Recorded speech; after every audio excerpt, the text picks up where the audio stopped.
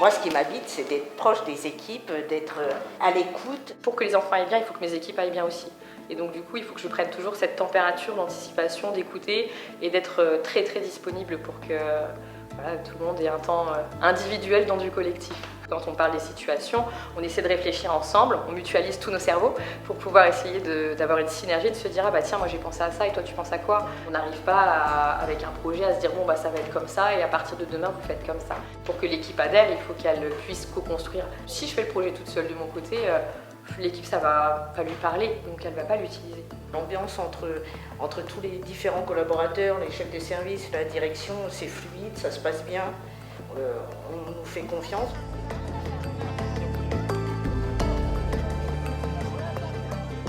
Il y a une volonté forte, en tout cas au sein de la direction générale, de pouvoir accompagner finalement la mobilité au sein de la fondation, de sorte à permettre aussi à nos professionnels d'éviter ces situations d'usure et de rupture. Faire trouver l'intérêt au métier d'éducateur, c'est aussi sortir du quotidien. Au-delà en fait, de ce qu'on appelle du quotidien, donc le repas, les transports, la scolarité. C'est prendre l'enfant dans sa globalité, dans sa famille, dans l'environnement, l'inscrire dans le milieu ordinaire, les écoles, les clubs de sport. Admettons l'enfant c'est la relation sociale qui doit travailler, la relation à ses pairs.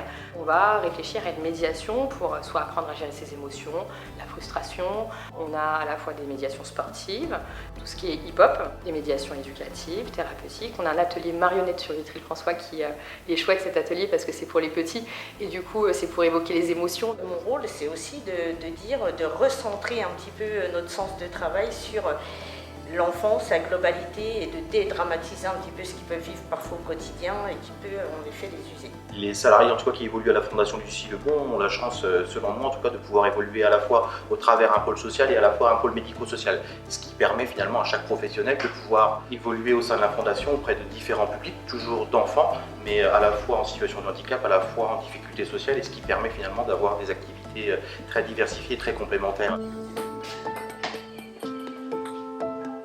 C'est toi qui les coach? On va dire ça. Ouais, c'est pas un bon coach peut-être. Non. Non? Ah, Thibaut, c'est un bon joueur. Oui, t'es un bon joueur.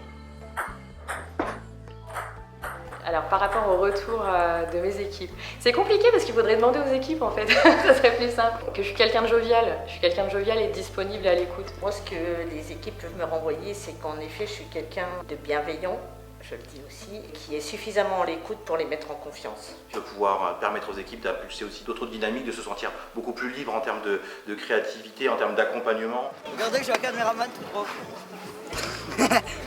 Je ne demande pas à ce que le professionnel soit parfait parce que le professionnel c'est pas un robot. Donc je demande à ce que les professionnels puissent à la fois se montrer affectueux avec les enfants, puisqu'on a des enfants qui ont quand même eu un parcours de vie assez chaotique dès leur naissance. Et puis je demande aussi qu'ils soient disponibles et puis à l'écoute surtout. J'aime bien les personnes qui ont un truc. J'aime bien parfois les personnes un peu atypiques.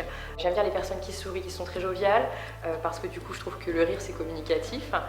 J'aime bien une personne qui, si elle postule, qu'elle arrive avec ses convictions, sa personnalité.